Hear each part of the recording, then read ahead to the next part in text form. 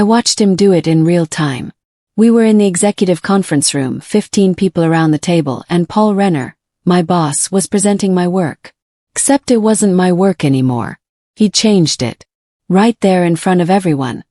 He scrolled through the slides and altered the numbers on page 7. Not subtly. Not with a comment. He erased them and typed new ones. His fingers moved fast, confident, like he'd done this before. My stomach dropped. The old figures showed the campaign had failed because of poor strategy decisions made at the senior level. The new figures showed the failure came from my execution. My timing was off. My metrics were incomplete. My analysis was flawed. The message was clear. This was on me. He turned to me with a sympathetic smile. Jessica, no one blames you. These things happen. We just need to learn from it. He patted the table like I was a child. Everyone nodded. I could feel their eyes on me, waiting for me to respond. I opened my mouth and then closed it. I didn't defend myself. I didn't object. I just sat there quiet and frozen. That silence was the moment everything changed. That silence made me dangerous. Because in that moment, I understood something crucial. He thought I was broken. He thought I'd accept whatever he said as truth.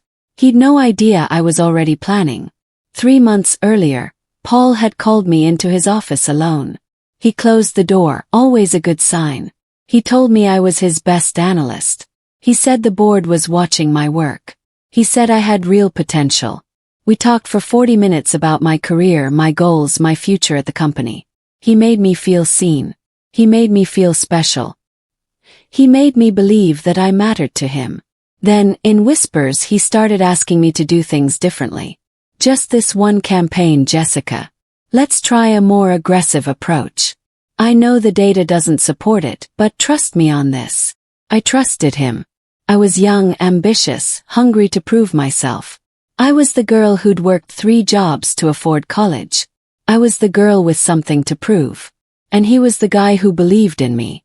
The campaign failed. Badly. The numbers were devastating. And when it did, he started shifting blame. Small comments in meetings. Jessica was leading this one, he'd say, even though he'd approved every decision, signed off on every strategy choice. He'd smile when he said it, like he was being generous. Like he was protecting me. I saved the original draft of my analysis that night. I don't know why I did it. Something in my gut told me to back it up on my personal drive. Maybe I sensed the betrayal coming. Maybe I already understood that in an office, the loudest voice wins, and the truth is just whatever people believe first. Maybe I'm just that careful. Either way, that backup saved everything. That night I went home and cried. Not the kind of crying that passes. The kind that shakes your whole body and makes you feel like you might never breathe normally again. I was humiliated. I felt stupid for trusting him.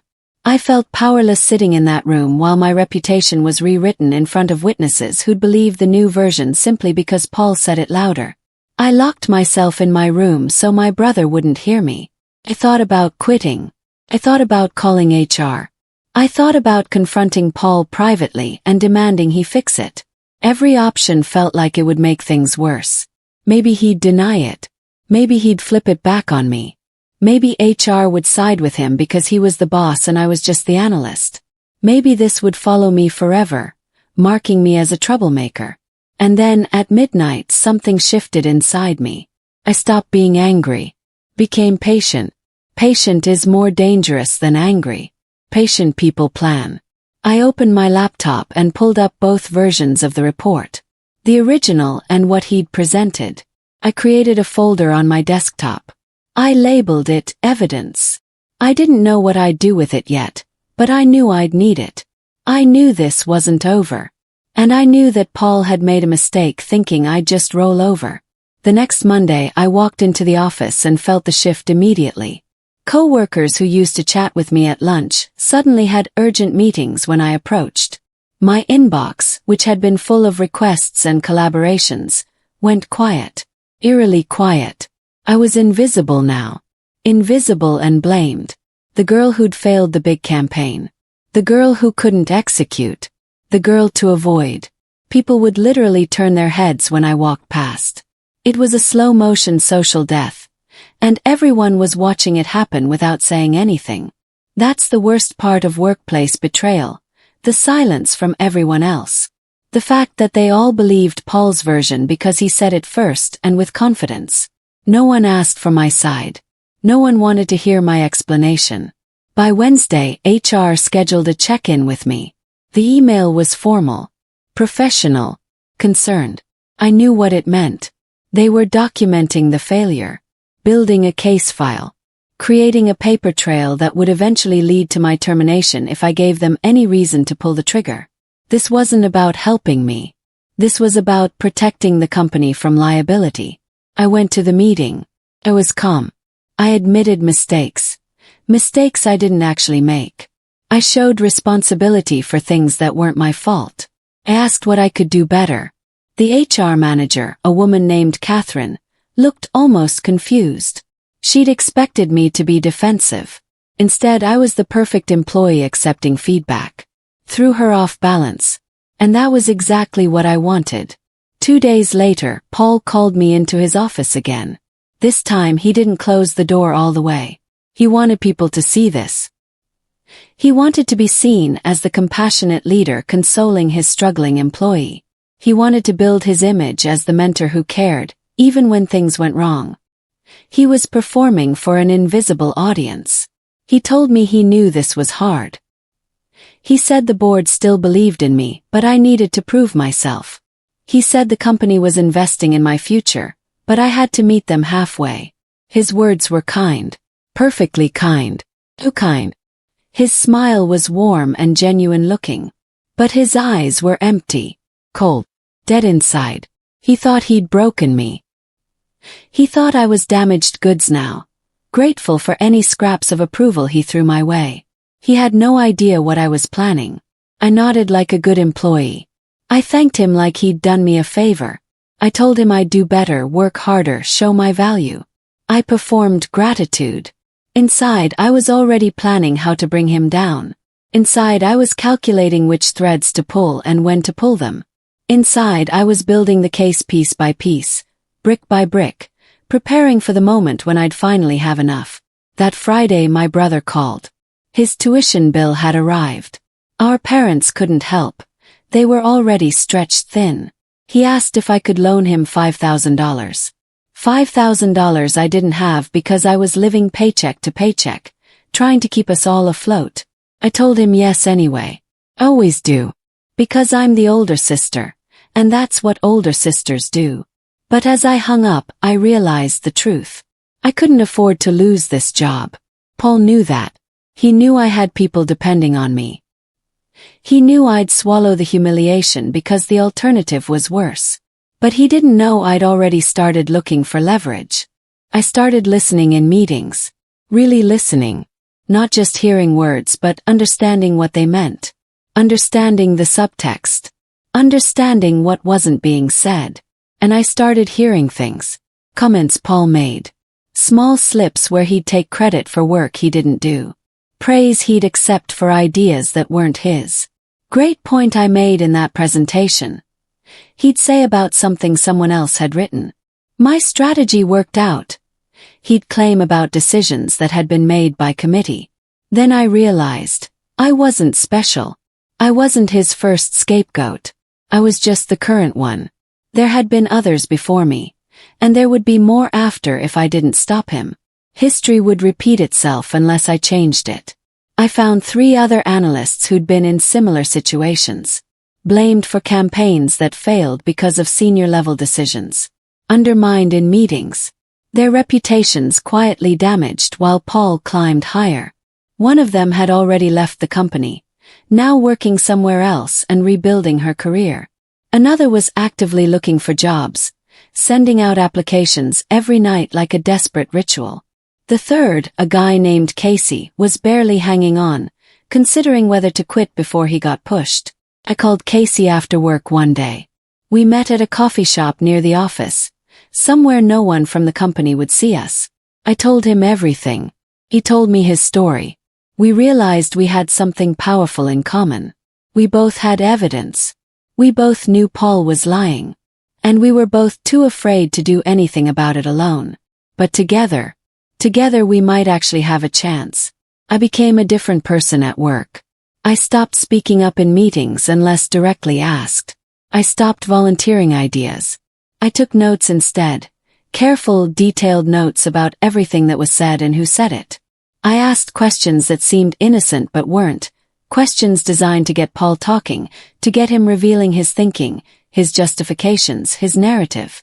I watched Paul carefully. How he moved through the office like he owned it.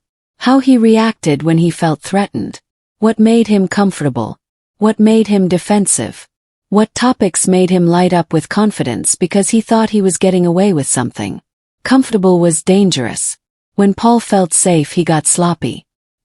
He'd send emails that incriminated him without realizing it. He'd make decisions without backing them up properly.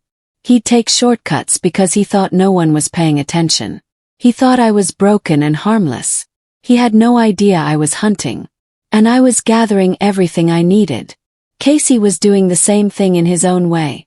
Documenting Paul's behavior, collecting evidence.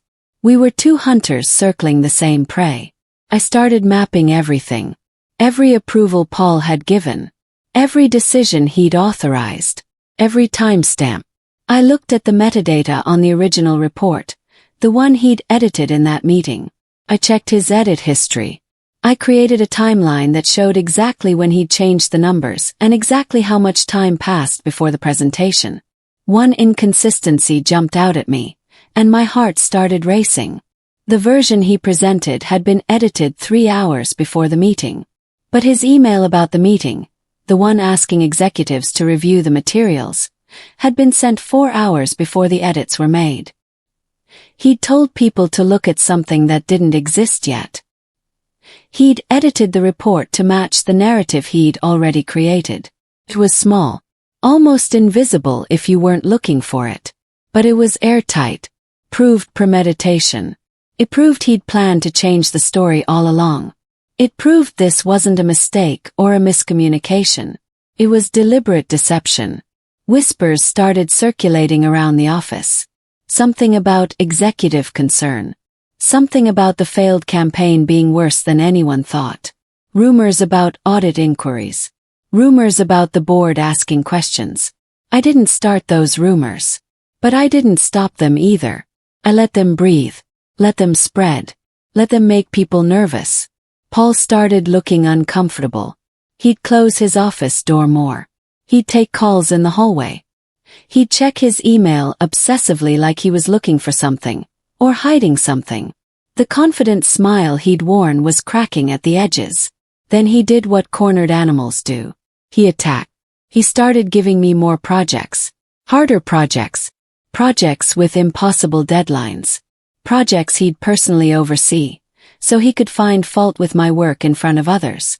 He was trying to create new failures to bury the old ones. Trying to redirect attention. Let him. Every single time I accepted the work without complaint. I worked late nights on these projects. I put everything into them. And when he found fault, because he always found fault, I listened without defending myself. He nodded. Took notes. Asked for feedback. Every criticism he lobbed, I documented. Every public correction, I listened to carefully and remembered. Every moment he tried to embarrass me in front of colleagues, I kept my face neutral and my voice calm, because he was writing the narrative I needed. He was creating a paper trail of his own abuse. And everyone in the office was starting to see it. They were starting to notice that he was harder on me than on anyone else. They were starting to wonder why. 2 weeks later, in a department meeting, Paul interrupted me while I was presenting an analysis. Not gently. Not with a question or a clarification. He cut me off mid-sentence and told everyone my approach was wrong. He explained loudly why my thinking was flawed. He did it in front of 20 people. He did it with a tone that dripped with superiority. I've seen bullying before. This was it. This was the moment where a bully overplays his hand because he's used to people not pushing back. Because the person he's usually attacking is already broken. What Paul didn't notice was the look on our division director's face. A guy named Thomas. He was watching Paul, not me. His expression was hardening. And for the first time I saw something I'd been waiting for. I saw anger. Real righteous anger. Someone else had finally seen what Paul was doing. Someone with power had finally realized what was happening. I met with Casey again after that meeting. We talked about going to IT. Not about accessing anything we shouldn't. Just about getting server logs legally with proper authorization. Getting documentation of edits, file versions, timestamps. All above board. All documented. Casey knew someone in IT. A woman named Alexis who'd had her own problems with Paul years ago. He'd blocked her promotion when she'd spoken up about his behavior. She didn't ask questions. She just pulled the logs we requested. All legitimate. All documented. Everything we needed was there in the metadata. The timestamps. Edits. The versions. The evidence of Paul's manipulation laid out in ones and zeros that couldn't be argued with. Computer logs don't lie. They don't forget. They don't get confused about what happened and when. We didn't print them. We didn't share them. We just knew we had them. We knew that when the moment came, we'd have everything we needed to prove what Paul had done. The email came from Thomas, the division director. He wanted me to submit documentation for a formal review. All my work. All my analysis. Everything I'd done on the failed campaign. He was asking officially, formally, through channels. This wasn't casual. This was an investigation beginning. This was it. The moment I'd been waiting for through weeks of patience and planning. My heart was pounding so hard I thought everyone in the office could hear it. But my hands were steady as I compiled everything. Not just my drafts. The original report, the real one, the true one. The edited report that Paul had presented. Timeline. The server logs. Everything. I printed it carefully. I organized it thoughtfully. I attached it to the email with a note that said, "Please find all documentation related to the Q2 campaign analysis attached. Happy to answer any questions." Professional. Perfect. And then I hit send and closed my laptop, breathing slowly and deeply, knowing that what I was about to do would change everything forever. I included one detail in the documentation that hadn't been in the presentation Paul gave. One small thing that I'd restored from the original file. A note in the methodology section that said, "Campaign strategy approved at senior leadership level, March 14th, 10:47 a.m. Sign-off provided by Paul Renner, Director of Analytics." That timestamp mattered more than Paul would ever understand. Because it came before his edit. It came before the meeting where he changed the numbers. It proved he'd known about the strategic flaw before the campaign failed. It proved he'd approved it anyway, knowing the risks. It proved that he'd changed the report specifically to hide that approval, that sign-off, that moment where he'd put his name on something he knew was wrong. I hit send and closed my laptop. My fingers were trembling, but I forced them to stay still. Done it. I'd fired the first shot. Now all I had to do was wait and see who would respond. No one reacted immediately. That was the hardest part. Waiting. Days passed. A week passed. 2 weeks passed. The office functioned around me like nothing was happening. Emails flowed. Meetings continued. The work kept moving.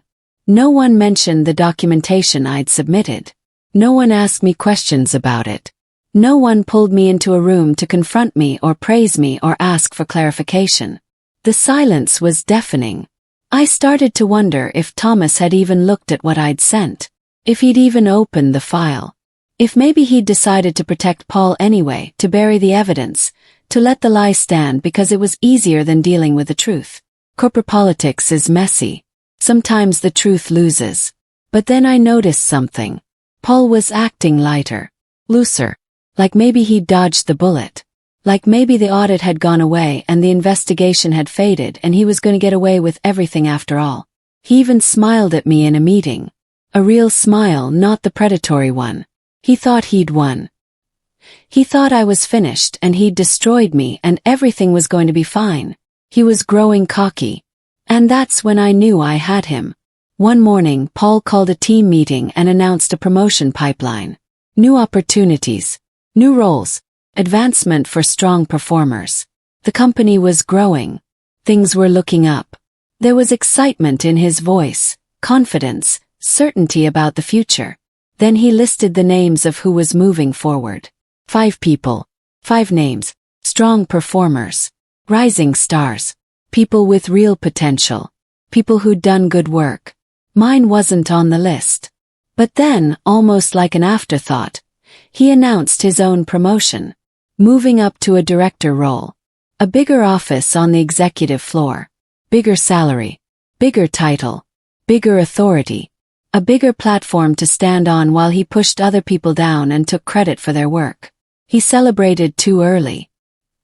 He gave himself a promotion while keeping me in place, unchanged, still carrying the blame for the failed campaign. Still marked as the analyst who couldn't execute. Still damaged goods. He celebrated like he'd won, like he'd survived the threat, like whatever was coming wasn't actually coming. I watched him smile and thank everyone for their support, and I thought about what was about to happen. He had no idea. No one did except Marcus and me and the people who were about to ask some very hard questions.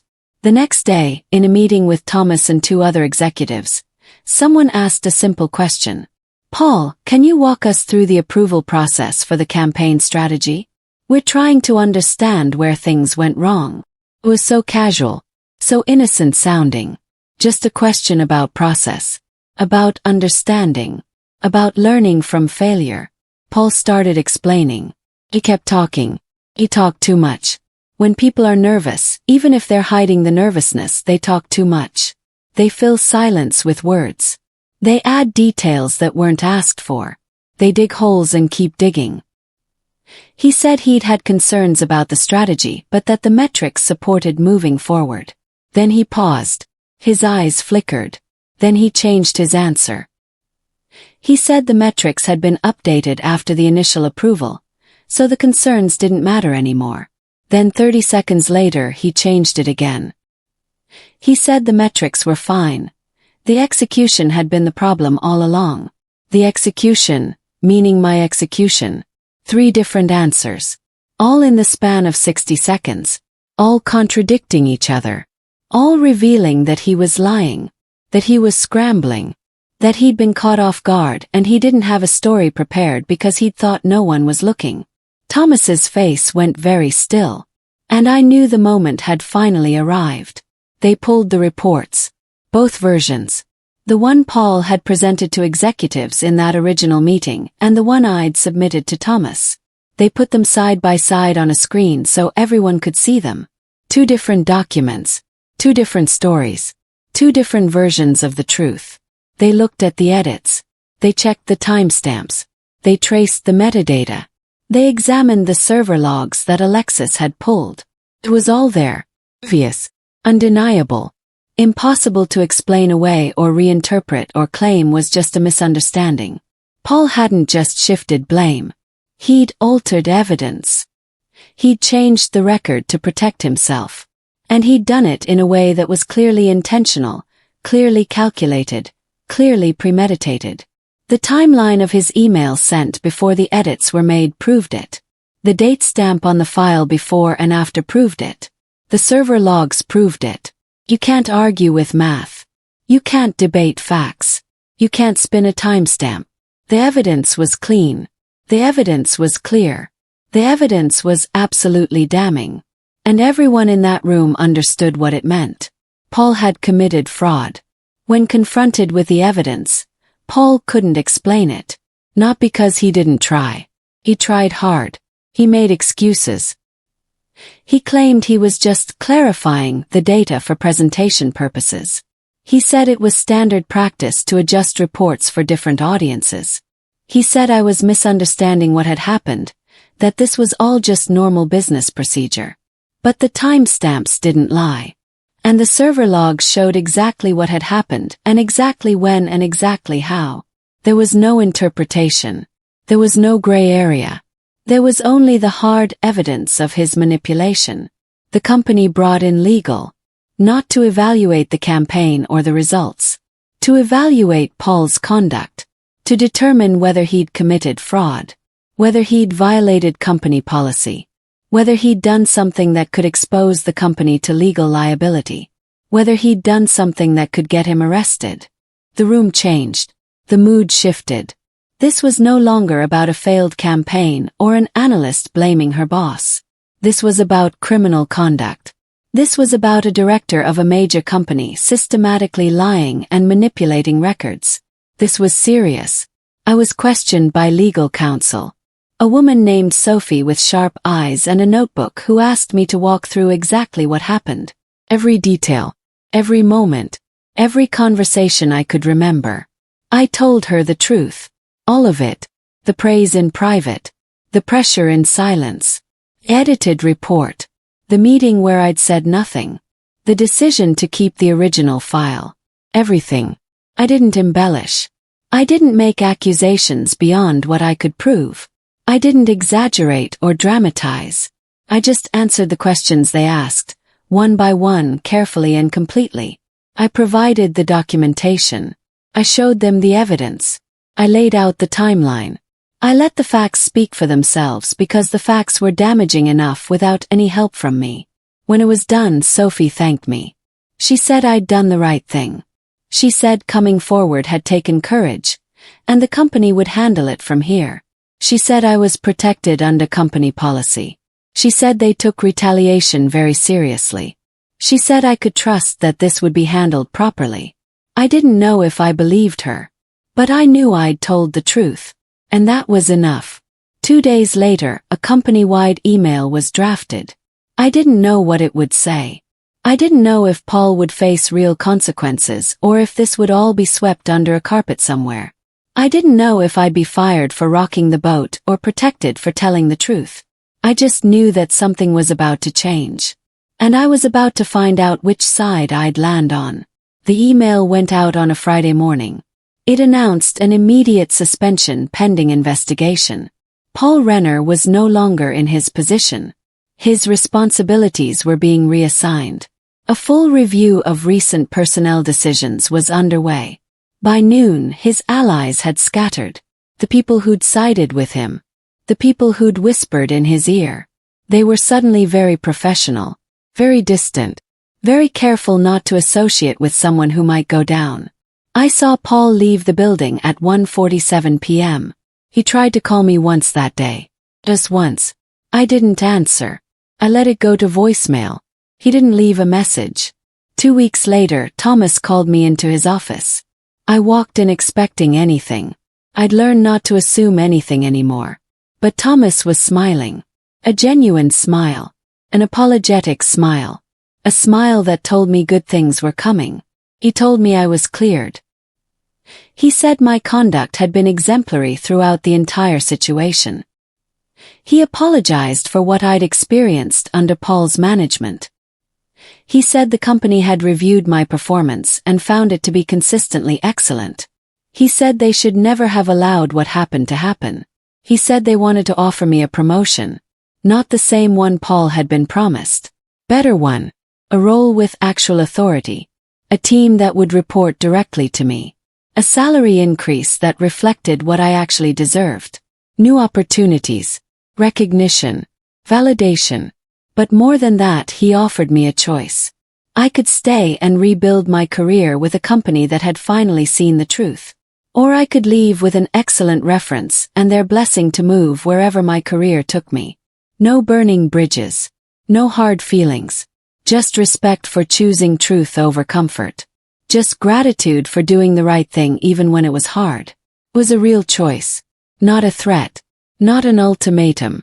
Just an honest offer of 2 different paths forward, both of which led somewhere good. I took the offer to leave. I know that surprises some people.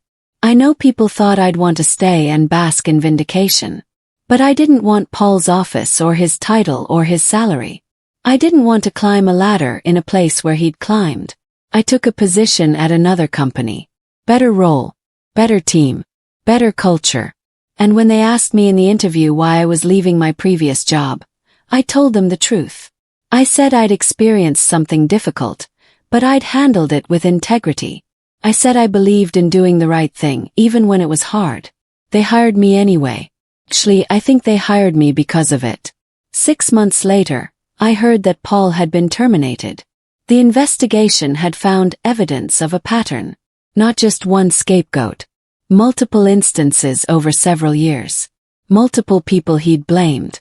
Multiple times he'd altered records to protect himself. The company was doing exit interviews with his former victims, offering severance packages and apologies. One person was getting their old position back. Another was being promoted. But I was already gone. And I didn't need their apologies or their money to know I'd done the right thing. My brother got his tuition paid. Got my life back. And Paul. He got exactly what he'd earned. I didn't rewrite the story. I just corrected it. And the truth never needed drama to win. It just needed time and someone brave enough to let it tell itself. People who change the story to protect themselves always forget one thing. The truth doesn't need drama. Just needs timing. When you speak it quietly. When you document it carefully. When you let it sit in the shadows long enough for people to start asking questions. That's when it becomes unstoppable. That's when the person who changed the story realizes the only story that matters is the one written in evidence, timestamps, and undeniable fact. And by then, it's too late to rewrite it. Because the truth was always the original draft. Everything else was just fiction.